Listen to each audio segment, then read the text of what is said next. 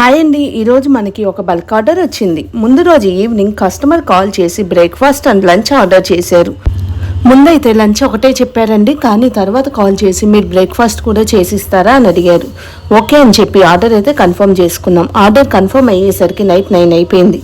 వెంటనే కావాల్సిన గ్రోసరీస్ అన్ని తెచ్చుకొని ప్రిపరేషన్ స్టార్ట్ చేసాం. ఎర్లీ మార్నింగ్ కిచెన్కి వెళ్ళి 8:30 కల్లా డెలివరీ ఇచ్చాము. బ్రేక్ఫాస్ట్ మెనూ వచ్చేసరికి ఇడ్లీ, వడ, చట్నీ అండ్ టమాటో చట్నీ కూడా చేసి ఇచ్చాము. టిఫిన్స్ పంపించిన వెంటనే లంచ్ కూడా స్టార్ట్ చేసామండి. లంచ్ మెనూ వచ్చేసరికి చక్కెర పొంగలి, బజ్జీ, పులిహోర, పప్పు, సాంబార్, చట్నీ, ములక్కాయ curry, white rice, curd and chips. ఈ ఐటమ్స్ అన్ని ప్రిపేర్ చేసి అయితే ఆన్ టైంకి డెలివరీ పంపించాము.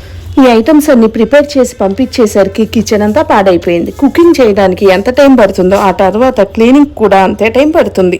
ప్రతి ఆర్డర్ అయిపోయిన తర్వాత క్లీనింగ్ కంపల్సరీ చేస్తాము. ఈ క్లీనింగ్ అంతా కంప్లీట్ అయ్యి మేము ఇంటికి వెళ్ళేసరికి అయితే నైట్ 10 అయిపోయింది.